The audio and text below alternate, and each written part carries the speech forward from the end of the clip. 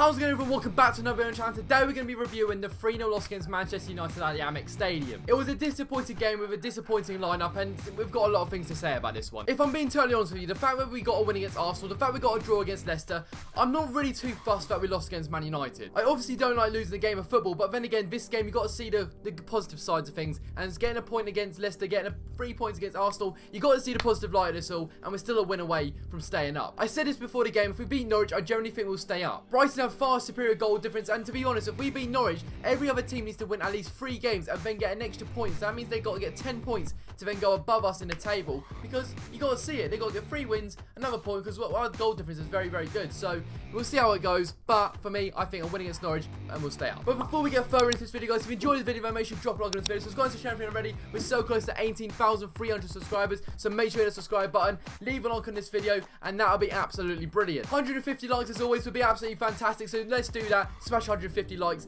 and especially for the game on Saturday where I'll be live streaming the Brighton Norwich game. 5 things spotted in the Brighton 0, Manchester United 3. I obviously have 5 points to go through, which you guys may have missed, or you guys kind of want to know, but I have a bit more depth into this conversation, so I'm going to be discussing my points right now. So as mentioned, we're going to be discussing 5 points which I have brought out from the game, and we're going to discuss the Brighton side of things and see where we can improve and talk about as a conversation and round up what we think of this opinion. So let's start. Dale Stephens.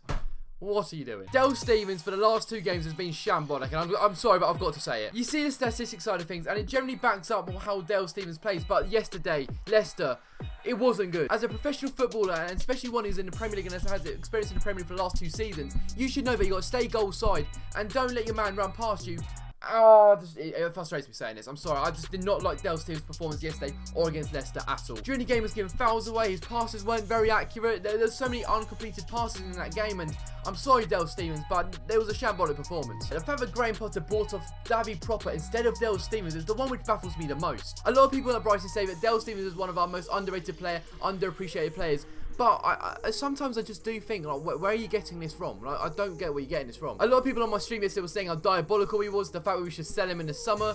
And to be honest, we do need to get an upgrade on Dale Stephens, if I'm being totally honest with you. We need someone like an NDD who can drive with the ball, who can defend, who can attack. We've kind of got that in Basuma, and he's starting every single game. And Basuma, that's a great thing he's been doing recently. He's been playing well, and performances week in, week out right now, it's very good. He is staying consistent. He may have had a few off moments in the game here and there, but everyone did in that game. But Dale Stephens was far more superior than everyone else on the pitch. Nothing from that performance yesterday could really back up Dale Stephens, if I'm being totally honest with you. He may have made one good through ball, but that was about it. For me personally, I feel like Dale Stephens is a position we need to upgrade and definitely have a little backup anyway, because I just don't think it's good enough for us anymore, if I'm being honest. I'm all about honesty. It's the best policy, and in this case, and this scenario, Dale Stephens was not performing to his best ability. Now, point number 2 is Matty Ryan, and as much as I love the bloke, but is he the actual keeper we should take forward into this Premier League team? You've got to be honest and say, Matty Ryan, you can't get beaten at your near post, and at first goal, as much as it was an amazing shot, he's got beaten at the near post, and no keeper should be beating at the near post from that angle, to be honest. So, I've got to give fault for the first goal to Dale Stephens and Matty Ryan, to be honest. Not only that, I feel like Matty Ryan was at fault for the second goal too, where,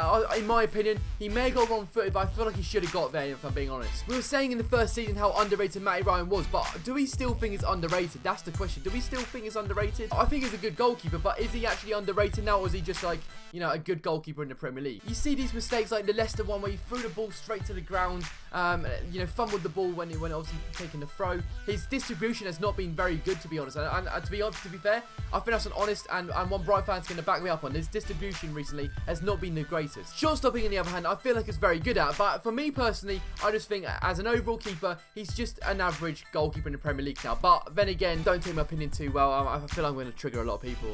This is not good. So in the title where it says 5 things spotted in this game, I just think one thing was Matty Ryan and the fact that he did not perform the best. And I think this is a consistent thing which is running now. He's not performing to his greatest ability, which we all know he has. It might be the case of coronavirus and coming back and getting used to playing football and all that, etc. He didn't have much to do against Leicester. Obviously in training he's doing a lot of goalkeeping, don't get me wrong, but then again, I just think he should be doing a lot more better than he has been recently. The third thing I've got here is the lineup, and it's such an interesting one. I just don't get it. So Graham Potter put out Lamptey, who was a right back, at right wing. We put him at right wing. He's a right back. He was very good, Lamptey. Do not get me wrong, Lamptey was absolutely phenomenal yesterday. Just like the Leicester game. Obviously, Leicester game had a bit more of a better performance because in his actual position. But Lamptey tried his best yesterday. Got a substitution, which, to be fair, I'm not sure why. He played very well yesterday, but I just feel like right back is his natural position. He needs to be playing right back in a position where he is actually very, very good at, other than right wing, where he can't really attack as well as what we have got in our team. We've got Solly March for a reason, so I don't really get why that was the case. Not only that lineup selection, we had Connolly at left wing, and we had McAllister, who was a centre attacking mid, playing in striker. I don't get that. We got a striker playing at left wing, a centre attacking mid in striker, and then we've got a right back playing in right wing. What's going on? When you see that lineup and when you see the first 5 minutes, you know exactly, and I mean every Brighton fan should have known, that we knew exactly what was going to happen watching that first 5 minutes. We were getting dominated. We had nothing up front. There was nothing good up front, and we just had no options to go to. There was nothing. And then at half time, funny enough, we bring a left winger on, we bring a striker on, and we have a bit more organisation and know what we're doing when we attack. Because, surprisingly, they know what they're doing in their actual positions. I praised Graham Potter a lot in the Leicester game, but for this one in particular, it wasn't the best, if I'm being honest with you. The second half was much more improved, do not get me wrong, but the selection in the lineup was not the best. And for me, go with what you got, mate. And I think this is where one of my next points brings into play. The next point I've got is Lewis Dung being substituted. Arguably one of our best players on the pitch yesterday. Now, I don't get why he got substituted off. Maybe he's being rested for the Norwich game, and I just don't know why. It was his 300th game yesterday, and for a guy who never, and I mean never, gets substituted for Brighton, or has he actually been substituted unless it was an injury? Our captain, our leader, our best player on the pitch got substituted in like the 88th minute or something like that. I know it was late stages of the game, but it's something you've got to spot in it, and it was a bit of a question like, why? And last but not least, it's about the lineup and it's about the selection, and I feel like the lineup was changed because we are resting the game against Norwich, which is more important for us. I think Graham Potter changed the lineup so we can rest players for the Norwich game, and it is vitally important to get the 3 points away at Carrow Road. If you think of it tactically, Norwich are playing on Wednesday night, and then they've got Thursday and Friday to rest, to then play midday on Saturday. That's not really enough time for footballers to rest as well as it should be doing for a full-on week. The likes who are on the bench like Morpay, you got March, you got Trossard, all of them will be starting. I don't get me wrong, they will be starting. And seeing as we went into this Man United game, I just don't think we wanted to actually go out to win the game, if I'm being honest. It was more the case of trying to get a draw, part of the bus, but it really didn't work because we were 2-0 down at half-time. Like I said, the second half was a lot more better, but seeing as a whole, I think Graham Potter, this is a tactical genius masterclass if we do beat Norwich Saturday, but this is why he rested a few players for the Norwich game, to then start and see if we can tire out the Norwich legs, obviously, as they're bottom of the league.